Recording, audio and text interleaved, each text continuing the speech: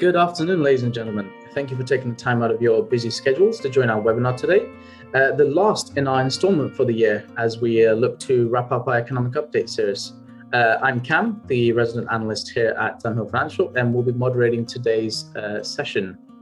So just a bit of housekeeping and a brief rundown of the format for this fireside chat before we get started.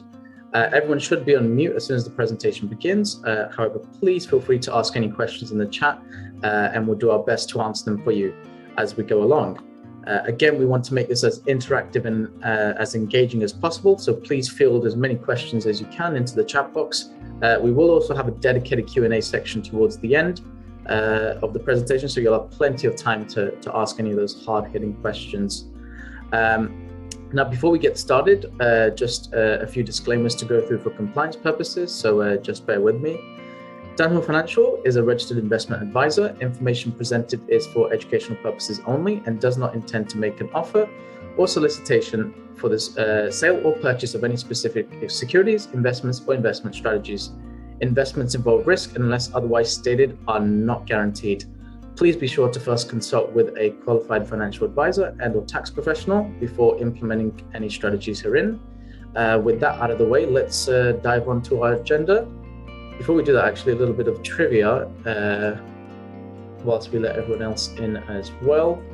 So some interesting facts here on how people like to celebrate the new year as we get ever closer towards welcoming in 2022, and we hope it's much better than 2021 has to offer in regards to many things. But with that out of the way, I think let's dive on to our actual agenda here on the next screen here. So again, it's been quite the eventful year as we look back to 2021, which would have made it all the more impossible to squeeze every last topic into this fireside chat as much as I would have loved to. However, there's a few key points out there that we'd love to draw your attention to on the screen. And with that, why don't we just dive right into our first section here, which is valuations. So with that said, Brian, where are valuations currently? Are they as expensive as everyone makes it out to be? Perfect. First of all, happy holidays to everybody. Happy holidays to you, Cam, and pretty soon a happy new year. I think that's as close to a festive sweater as we're ever going to get out of you. So I'm going to take that with that. With earnings, essentially, we've had a great year. It's been a nice Christmas gift, and we're opening up today's market on a 5-day winning streak. So the Santa Claus rally seems to be continuing, and the Santa Claus rally typically brings about what's called the January effect, which historically January is the best month of the year. So here we can come in with all of this great news. Now, your question on valuations is so key. Because there's a lot of chat about valuations being very expensive, and they are.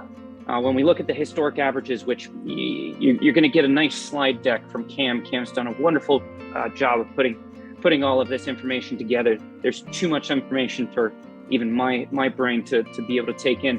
So I asked Cam to send those out separately, but he's going to send out the presentation to you. You'll see this one great slide that shows you the 25-year moving average of the forward-looking Shiller PE ratio. Now, in layman's terms, this is just a good, easy way to look at what earnings are coming in at versus prices. And that tells us that we're closing in on high levels that we haven't seen since 2001. That's why a lot of people are saying, oh, okay, the markets are too rich and therefore they need to fall. Well, that doesn't necessarily need to be the case because three main reasons.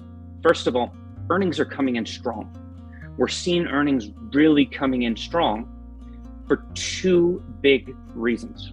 One of them is that the majority of the marketplace are the FANGs Plus stocks. So it's not just Facebook, Apple, Amazon, Netflix, and Google, but it's also the likes of the Microsofts and such that are out there and make up over 25% of the S&P 500. But these are pandemic-proof types of stocks. They're going to continue to grow very high earnings growth numbers year over year, 20, 30, 40% plus per annum. And therefore, the leading part, the biggest part of the S&P 500 can actually grow towards higher earnings much faster than the rest, let's call it the other 75%. But that other 75% is looking at getting earnings growth once we get full recovery trade. Think about your hospitality players, your consumer cyclicals, your consumer discretionaries, not your consumer cyclicals. These companies that did horribly during the pandemic, but they're finally going to be able to make a profit again. That means that earnings could catch up faster rather than, i.e. those going up instead of prices coming down. And that's a huge differential, because when we're looking at the Wall Street analyst estimates, we're looking at about a 9.2% expected growth for next year in there. So we look backwards and we can say, okay, well, we got 27.5% on the S&P 500 this year.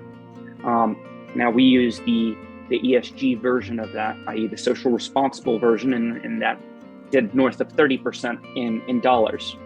But in the next year, we can see that with earnings growth growing at 9.2%, we would expect a little bit more growth in the pricing, but that 30 percentile. There's a few interesting key insights there that I'd like to break down.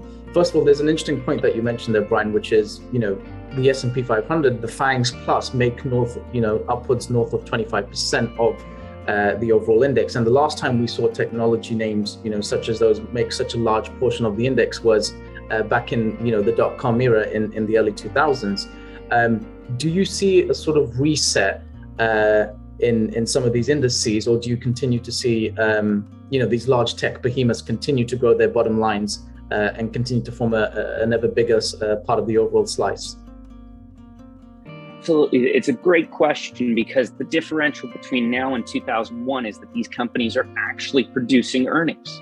A couple of years ago, Amazon accidentally started making a profit because of their cloud solutions, instead of what we think of Amazon being the e-commerce company.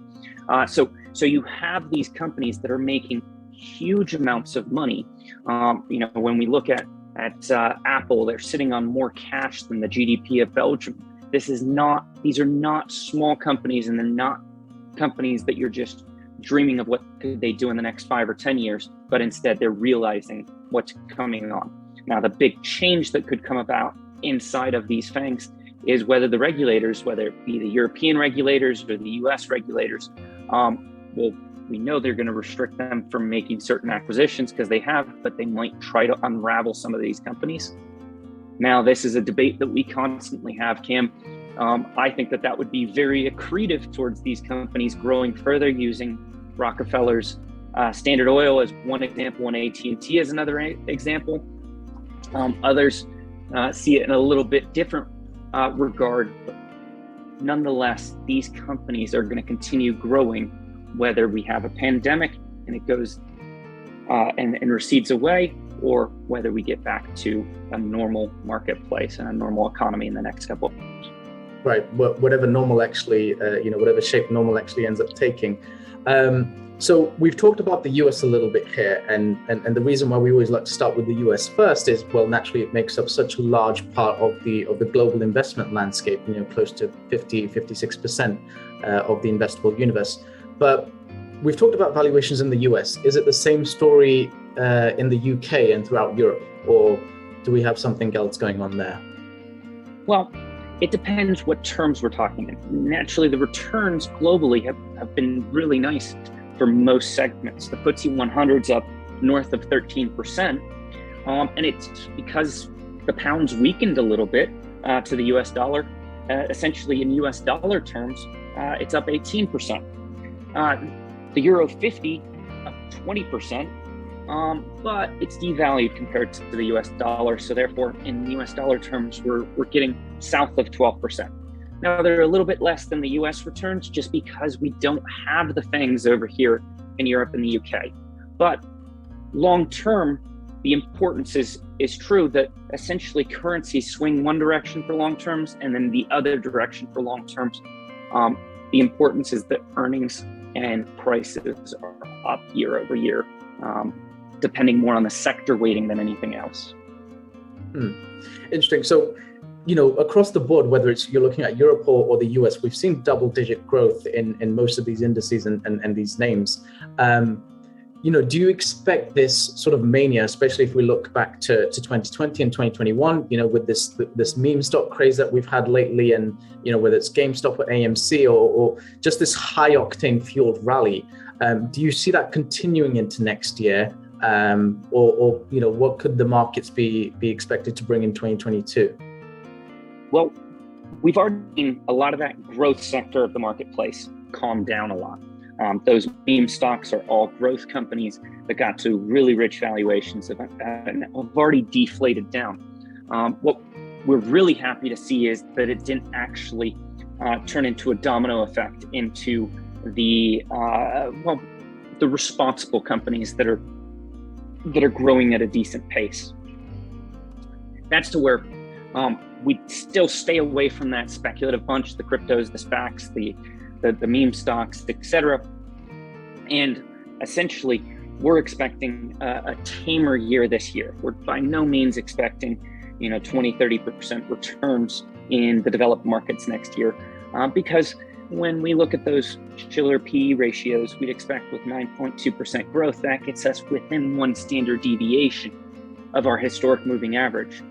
Therefore, we wouldn't expect really even double-digit returns on the equity markets, unless we have speculation that we're definitely going to get out of this pandemic on the nearer term regards instead of the longer term. So if we set ourselves the expectation that we're going to have single-digit returns this next coming year, I think once we get normalized, we can be surprised for the upside. But until then, we need to be cautiously optimistic, as they would say. That's some interesting insights there. So in other words, we've had a great year as we look back to 2021, but we don't really expect this to continue into next year.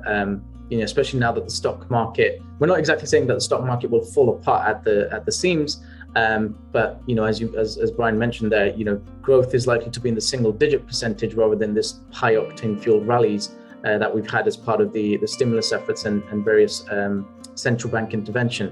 But with that said, actually, is there anything that can actually destabilize the markets going into 2022?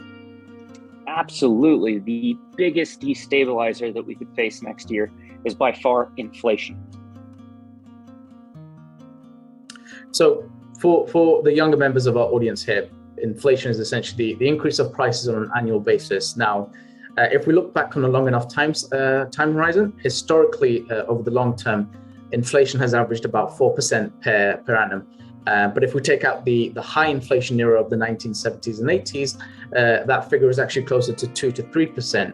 Now, the younger generation here might not have felt inflation because of something that the economists have dubbed the Amazon effect, which is essentially bringing about more and more competition from different vendors through the use of technological advancements to stem the tide when it comes to everyday goods in the inflation story. However, that hasn't left a number of things to the wayside. So what's changed, Brian, that's making inflation take center stage in our call today here? Well, you said for the younger members, you explained inflation really brilliantly. For the older members, it's the reason why you probably paid more for your last car than you did your first house, which I think is one of the most beautiful analogies of how inflation can change and compound over the course of time. Now, there's three main reasons why major inflation. The first one is basically most countries are printing or have printed an excess of money. We're expecting the continuation of printing in the States to go on through June of next year, maybe a little bit sooner if we trust Powell's earlier words, probably a little bit longer as long as inflation stays so high. But essentially, when a country is printing more money, that supply of money is driven towards the same number of goods in normal times. And as Cam has astutely pointed out, we're not really in normal times, and we don't really know what normal times will be. The money supply has gone up by trillions this year alone. And at the same time, we've had a total supply chain bottleneck, which has led to shortages. You know, we've joked about it in our newsletter, from ketchup packets to toilet paper, and then even going into the last financial crisis, leading up into a Christmas tree shortage this Christmas. So these things can perpetuate longer term, but this supply chain shortage, meanwhile, an excess of money supply leads to a very a doubling down on the same element, which is an increase in prices. Okay, so we've sort of established that, you know, inflation is here at this point. You know, it's anything but transitory, as Jay Powell and some of the central bankers wished it was. But what does that actually mean for us? You know, we know we have inflation. What do we do? How does it affect the everyday person? Well, what is the typical effect of that a central bank goes to curb inflation? If inflation gets too high, all of a sudden they'll historically increase interest rates, which will then slow down borrowing, which then slows down commercial activity, which then leads to a slowdown in the market and the general economy, which slows down inflation. So all of a sudden, we could be looking at a full slowdown in economic activity if inflation continues to stay high, and if central bankers attack it in the same way that they typically would. Right. Actually, we've got an interesting question here from Carla. So she says inflation isn't actually a major player. What about Tina? So what are your thoughts, Brian, on this new acronym that's taken, well, many people by storm? So Tina is, there is no alternative. So you have no alternative to, essentially, most people talk about it from the fixed income marketplace, but nobody wants to hold fixed income because essentially there's such a risk of inflation going up, therefore interest rates go up. If interest rates go up, then your bond values go down, therefore there's more risk on the fixed income market than there is on the equity market. Now, we have taken the view, and in last quarter, you saw that we made a switch and started buying back into real estate. This quarter, we've started buying more into value stocks, and we've decreased our fixed income position, which was already historic lows for our portfolios. We've taken that view that, yes, there is no alternative to owning stocks because they are inflation proof in certain regards. But if we capture what we're trying to accomplish in that diversification, the diversification isn't coming from just stocks versus bonds. It's what is decorrelated from the stock market. And that's why we're trying to get more of those alternative positions in there. So when we look at that Tina trade, the Tina trade doesn't work so much with a high growth stock that's speculative and that doesn't have earnings. Those are not inflation proof. The inflation proof stocks, if we look back to the history of the 70s, really comes from these value stocks that are consistent earnings. And this is where we've used the Starbucks analogy in the past. Not that we're promoting their coffee, we're basically just saying it's an easy business model. If all of a sudden coffee prices increase significantly, which this last year at one point in time, they were up 42%. Cam will probably tell you what they're up now, but we'll just go with the fact that they're up significantly right now. Now, Starbucks isn't going to absorb that 40% increase in cost of coffee from year to year. What they're going to do is they're going to increase the cost that they're actually charging the ultimate client. So in other words, they're paying more for the coffee, but they're charging more for the coffee. Their margins stay the same, making Starbucks or companies like that inflation proof. So the important rhetoric is whether the consumer can actually pay for these price increases. And that's to where the pandemic has been heaven sent for these types of TINA trades in the value sector.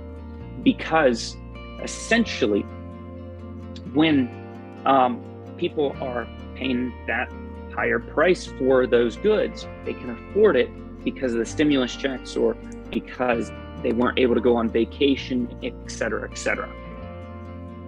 So going down that rabbit hole, it's that, okay, if we go into the TINA trade, it's not buying the whole market, it's buying that value segment of the market. That's to where, if you look at the last month since we've started buying pieces into the value, S&P 500 and DSI, our social responsibility position, by over 1% for the last month.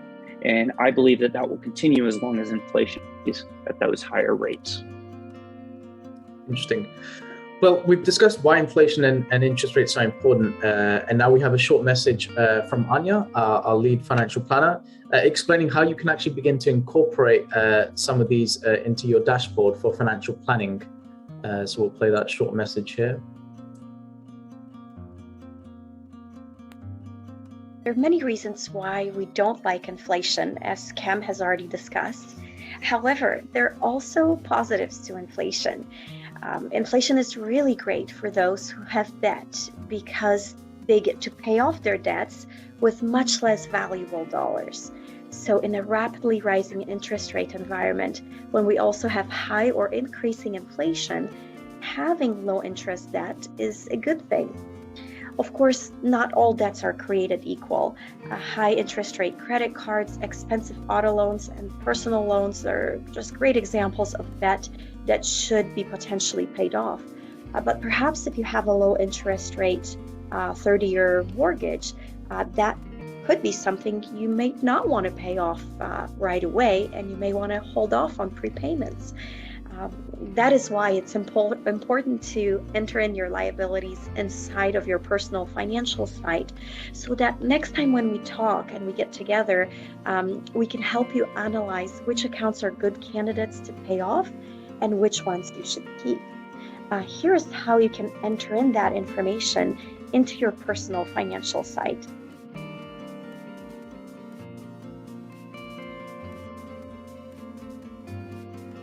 So first, you would want to log into your personal financial site. This is a sample client that we're viewing here, Frank and Joanna. And this is the home screen that you would see when you first log in. Of course, your net worth and investments will be different depending on your personal situation.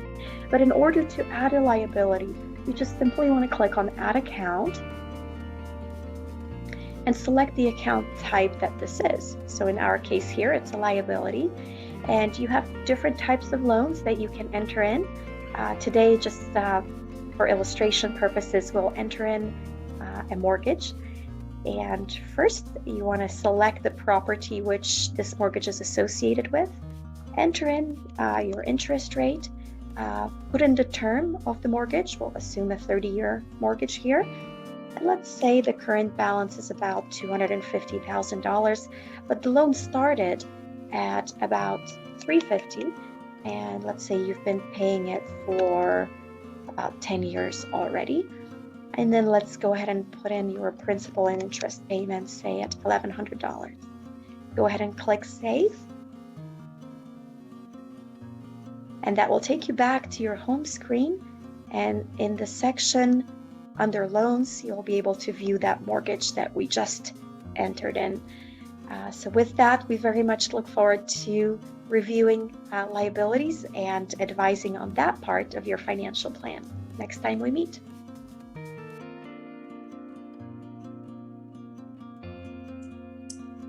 Perfect. Thank you very much for that little tidbit there, Anya. So we've discussed why, a little bit of why inflation could be an issue. But are there any good parts to inflation?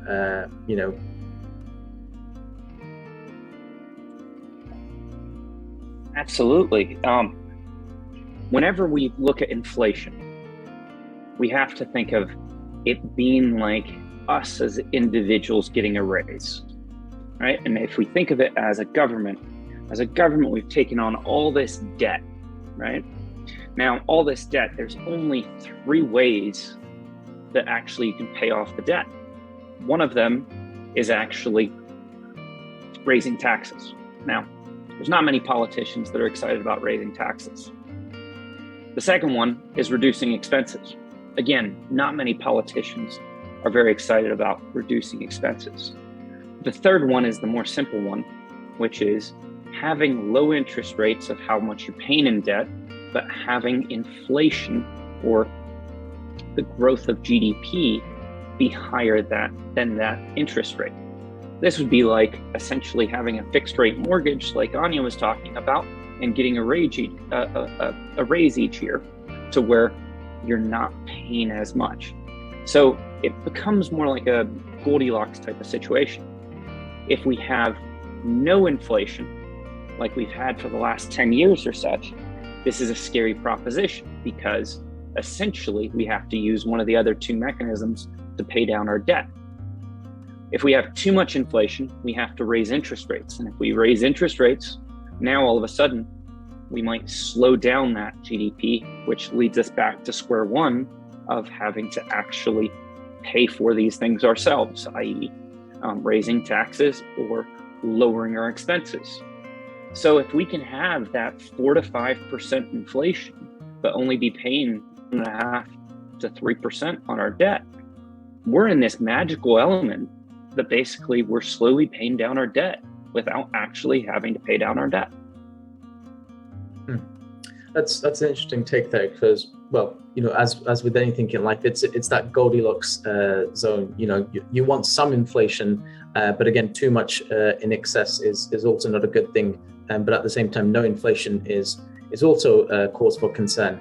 I think that ties up quite nicely into our next topic then, which is, well, if we do get a little bit of inflation, which, well, is very much apparent at this stage, and that does lead to increasing interest rates going up. Therefore, well, we could make the assumption that the value of USD's, the US dollar, is likely to increase from strength to strength, but a low amount, or if inflation is transitory, which, well, at this point, it should very much be retired, that phrase. It'll keep interest rates a little lower, which should translate to a weaker US dollar, at those coming down from those elevated levels. With that said, though, the US dollar, Brian, and I know we've had this conversation many times, has always played a linchpin when it comes to global markets and emerging markets, which is our next topic here. So what's going on in emerging markets, and particularly China, and what could we expect for that to play out? Well, I think you aptly put it in the PowerPoint presentation of emerging markets being a fish tank, and that's kind of the ongoing joke for this year. Emerging markets have been definitely our Achilles heel, and they've felt more like a submerging market instead of an emerging market. Now, essentially, a lot of that case is because of the fact that the US dollar is going up. Over 70% of debt in emerging markets is denominated in US dollars. So when the dollar goes up, the cost for them to repay those debts increases as well, slowing down their growth. That becomes a huge vantage point. Then all these battles that are going on between China and the United States, etc., become even more so detrimental to their long-term earnings. We don't expect that to stop in the first quarter or the second quarter of this next year, because as we talked about, we expect interest rates to go up in America to fight off the fact that we're getting inflation. If we have higher interest rates in the United States, it's going to attract more capital. And when it attracts more capital, essentially that would lead to the US dollar going up. So in the near term, as long as we have average or above average inflation, we would expect the US dollar to go up towards global currencies, which would be hurtful towards emerging markets. If inflation is lower, then essentially we'd expect the expensive dollar to deflate some, which would be very advantageous for emerging markets. Kim, go ahead. Go ahead. All you, Kim. It's your show. No, so I was going to say actually, and add to that point. We've seen emerging markets take quite a beating lately. So for those longer term investors in mind, surely at some point there must be some value out there to play with, or do you think there's still a few issues left to iron out? There's definitely many issues that need to be ironed out, but there's value to be found in the roughs. Now, trying to figure out the exact right time to call a bottom is next to impossible in any market. Typically, the analogy is never try to catch a falling knife, wait for it to hit the floor and pick it up. And that's where we'd be of the mindset of averaging into our positions. For any of you long-term investors, if you have 10 years plus, buying into emerging markets now, it's a great deal, because if we liked it at 100, we love it at 75, and it's even better at 50. It's not to say that all emerging markets are down 50%. Most of them are not. It's just easy to say we like a sale out there, and we know over the long term it will recover. It will have a rough road until the dollar finishes its incline. But if you're a shorter term investor, it's probably not a place for you. Great values out there, great companies, and we see some value in there to be had.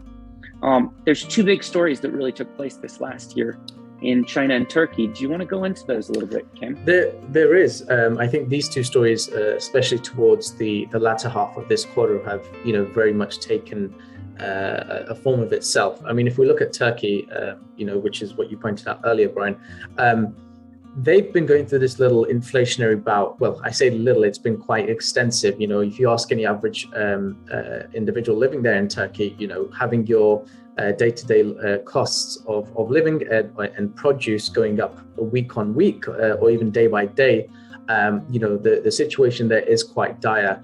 However, with that being said, the central bank there has taken somewhat of an unorthodox approach, whereby they're actually decreasing interest rates, which is somewhat counterintuitive. And because of this sort of unorthodox policy, we've seen quite the sharp decline in the lira here. Again, a number of factors at play here, Brian, which I'm sure you'll comment a little bit more on. But emerging markets, between the volatility in the currencies and the knock-on effect of the pandemic, it's very much left them in this weakened state where we haven't had this global synchronized growth that many people were expecting going into 2021. As the recovery continued to play out.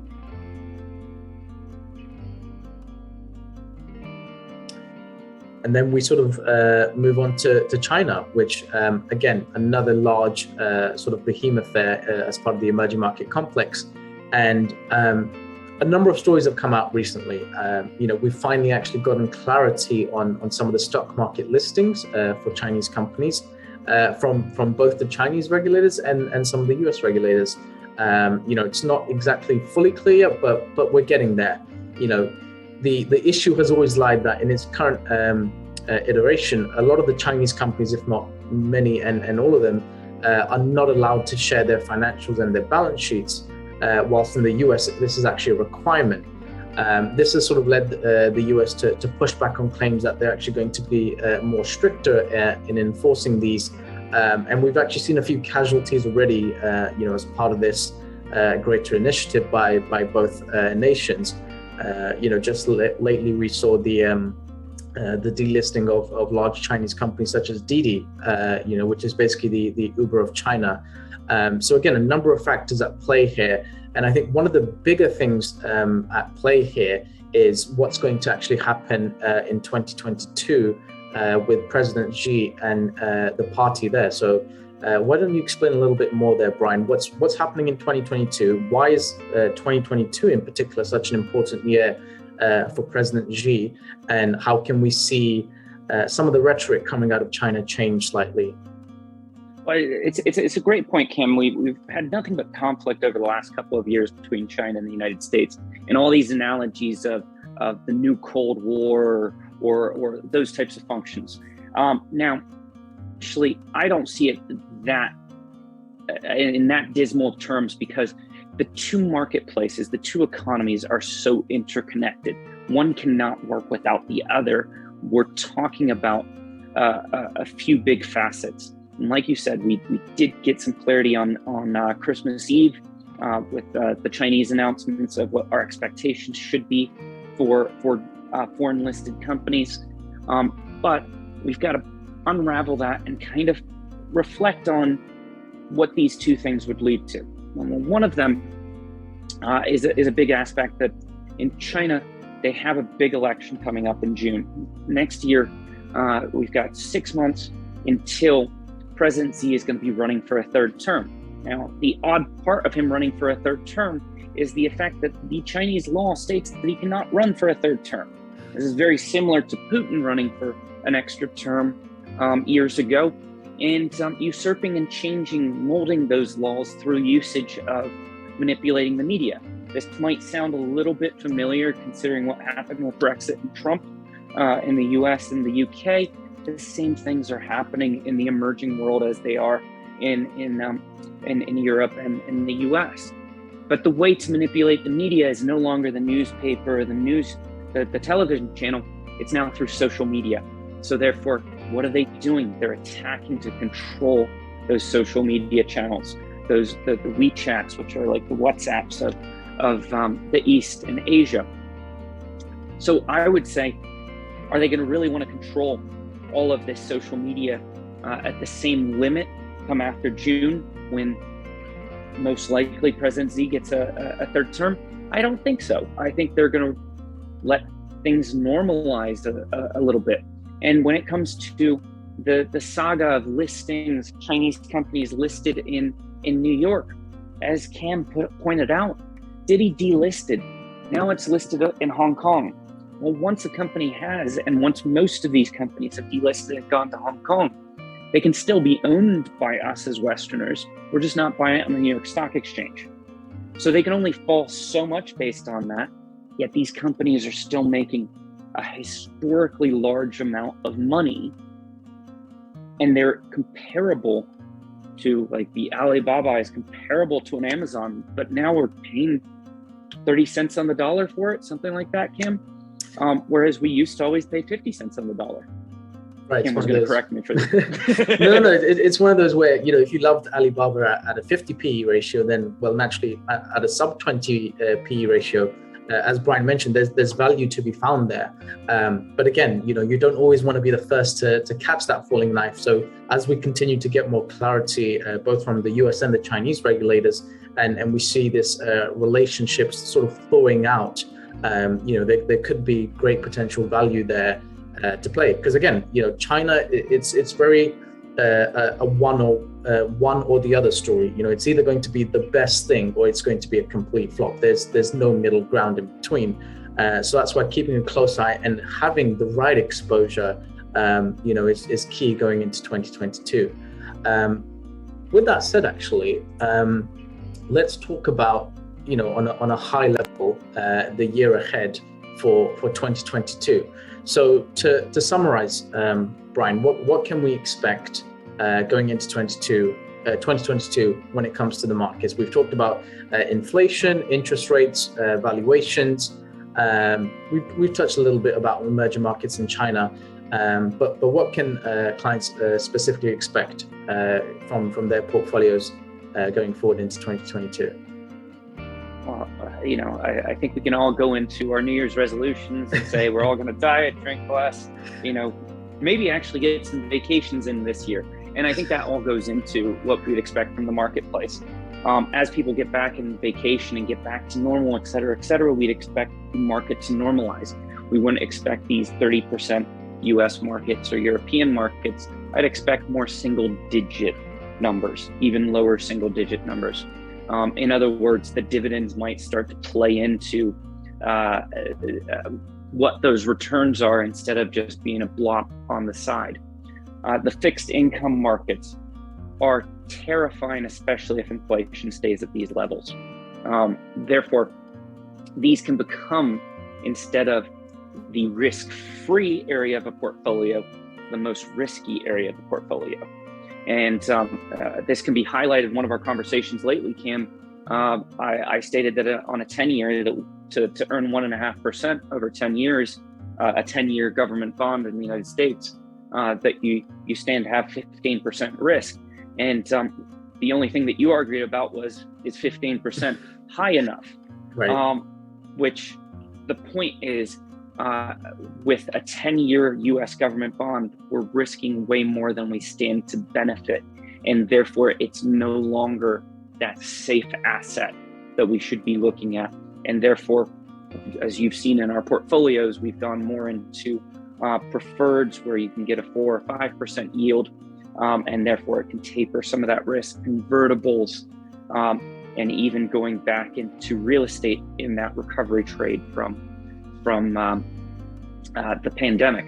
So what we're really looking at is fixed income becoming a smaller part of our portfolio, trying to make sure that we revalue and play the US dollar increase in the nearer term, but that we're ready and able to pounce on these opportunities in emerging markets.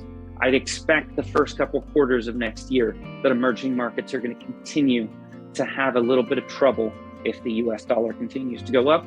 But once we hit bottom, that is going to be one of the greatest opportunities out there. And therefore, we'll want to take part in that. Interesting. Yeah, definitely. I think China is one of those places where, it's too big to ignore. We definitely want to keep an eye on that, as well as the broader emerging market complex. But again, lots of things to look out for in 2022. Before we open up to our Q&A section, actually, I just wanted to introduce a new feature that we're rolling out in 2022 with the launch of our new ESG and thematic questionnaire. Some of you may have already taken this, but my colleague Isa here will be giving a short introduction to the feature.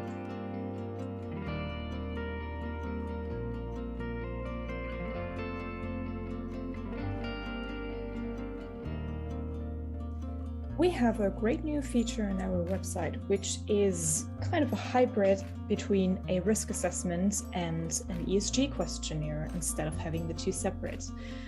To get there, all you got to do is go to our website, under the client sections in the risk assessment and ESG field. You just click on that, and then it opens another website where you can simply start the assessment.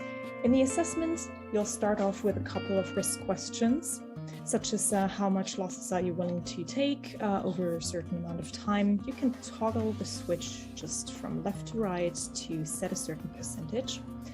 And all you gotta do is just, fill in the questions, give some answers, click on next. And then you can just go through the questionnaire. At some point, and this is different to the traditional risk assessment, you will get to questions where you're asked to select a couple of topics. These are topics that you care about, like environment, social, or governance issues. You can then, at some point, allocate a certain amount of money to those different topics, just by clicking on those. And this is just great so that you can show us what do you care about and how important are these things for you.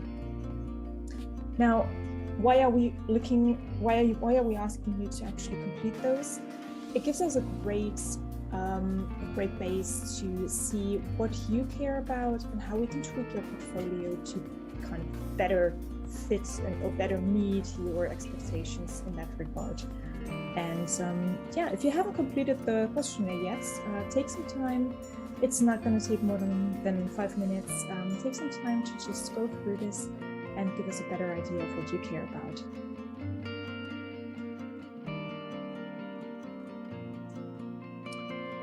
Perfect. Thank you very much for that little message there, Isa. Again, we've got lots of exciting new tools and features out on the roadmap for 2022 that we'd look forward to sharing with you.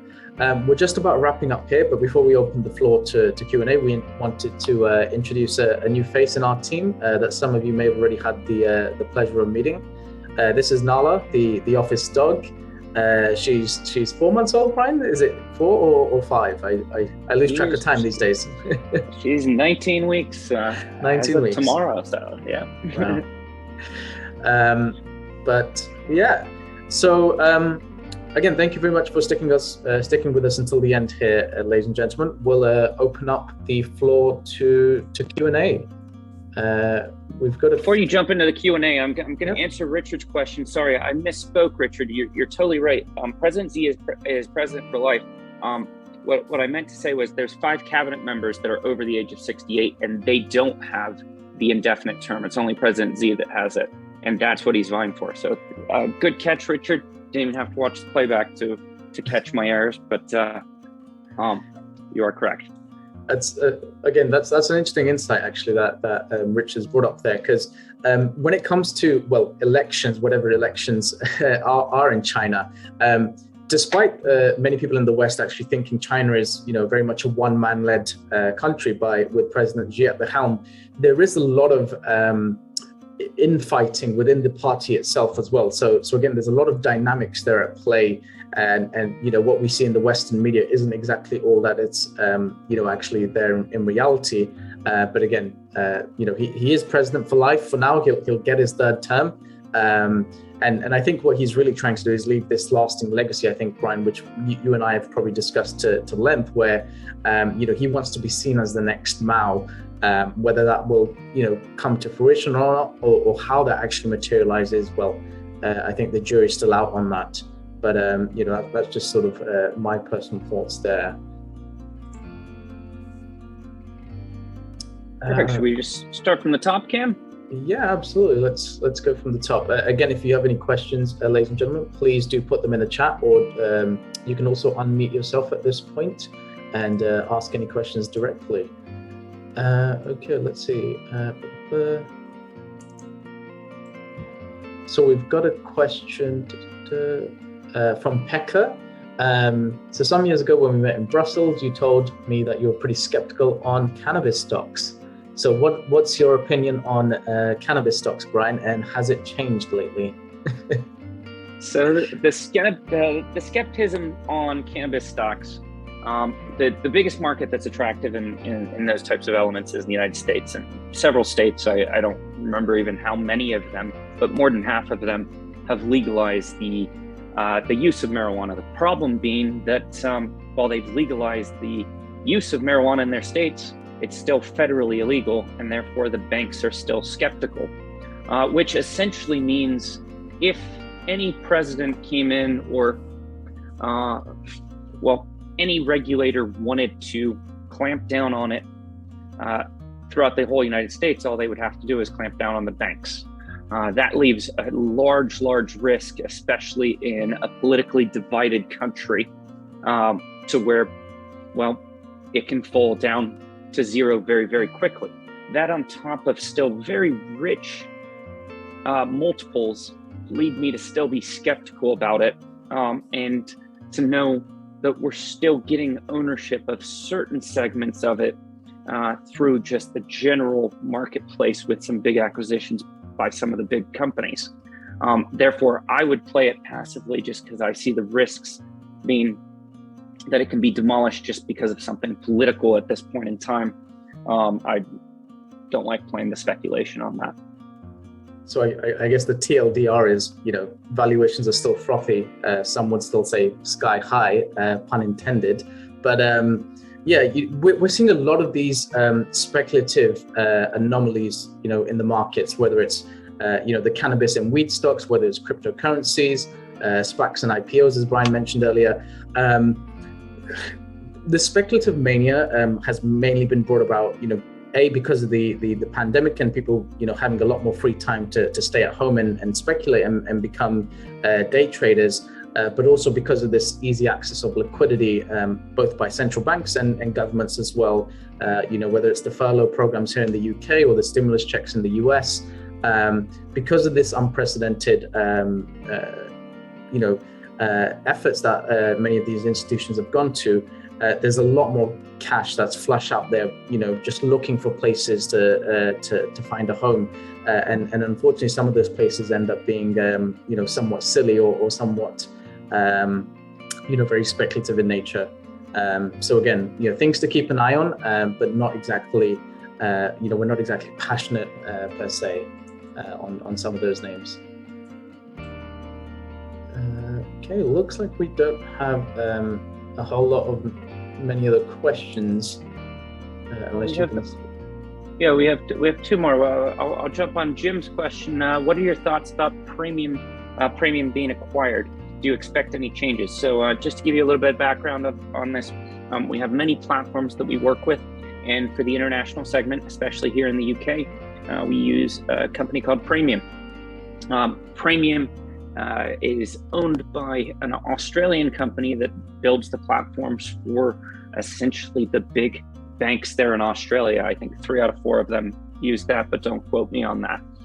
But they also have a CRM, a customer relationship management system, and all other kinds of fintech solutions.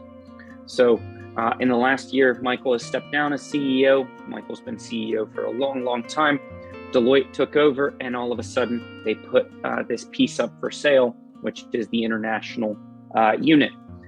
As of last week, I can't remember exactly what day it was, but Morningstar basically has announced that they will be acquiring Premium's international platform, which is extremely exciting because Morningstar, first of all, I think it's a $14.5 billion company, Cam.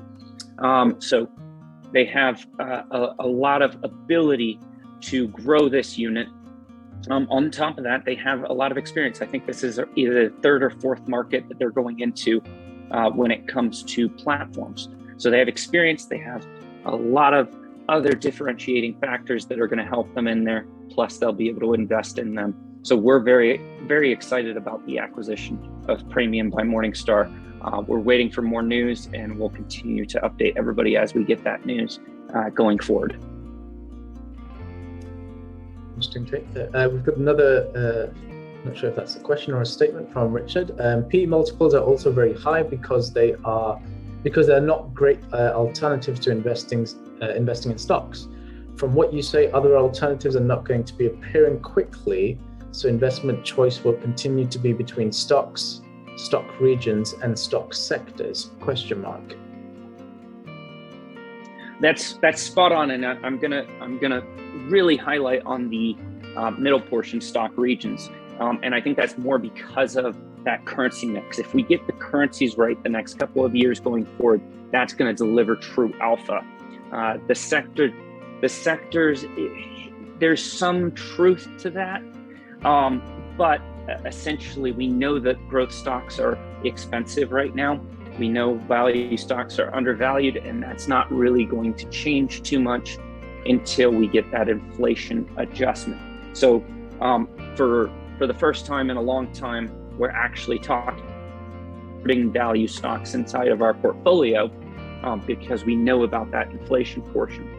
But essentially, I believe that the big trigger on earnings, on performance is going to be on that currency mix. Interesting take there.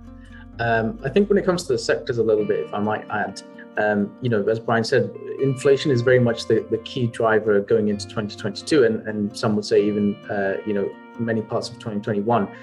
If inflation does become a lot more permanent in nature, where it's not just a couple of months sort of saga, and it drags out for a few years, and we're still at these elevated levels, then naturally, central bankers will have to respond by rising interest rates. Now, what does well in that sort of environment? Your value cyclical plays tend to do quite well, and naturally growth takes a bit of a back seat there. So, banks tend to perform quite well there as well. But again, until we see an end to this inflation story, and the currencies, everything else is very much a question mark at this point.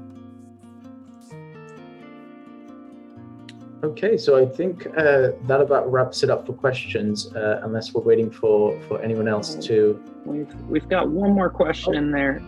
Do you recommend a cash balance to take advantage of the sale prices once we hit rock bottom? Well, so the rock bottom portion is really only on emerging markets at this point in time. And fixed income is something that we're trying to reduce our exposure.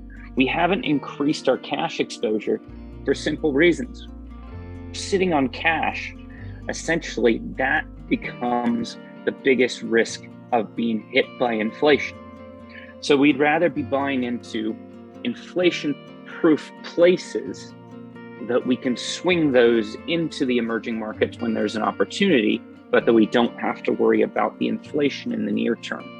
Now, we know this goes back into the earlier question about the TINA trade, that there's no other alternative, because essentially cash becomes trash at a moment when inflation is high. And just to extenuate how much cash can be trash, if we have 4% annual inflation, that means every 18 years, our money, the value of our money, will half in value. And that's a significant loss of value. So no, we're not in the mindset of sitting on large cash balances. For that, we're trying to mitigate the risks, the biggest risks inside of the portfolio, and wait for the opportunity to move those into the biggest opportunities that we would see going forward when those emerging markets hit bottom. Interesting. I think we'll wrap it up now here, unless we have any other last minute questions coming in. But once again, thank you all for attending our session today. If you have any further questions or would like to get in touch, please feel free to contact us via email. All the respective details should be up on your screen right about now. And with that being said, if you'd like to book an appointment with us as well, please do get in touch. We will be sending out a follow-up email with this recorded webinar, as well as the detailed slide deck that we didn't have today, because again, there's a lot of topics in there that we probably wouldn't have had enough time to cover in depth. But again, we'd like to wish you and your families a happy new year going forward. But for now, I think we'll be ending the live stream here. Thank you very much. Happy New Year, everyone.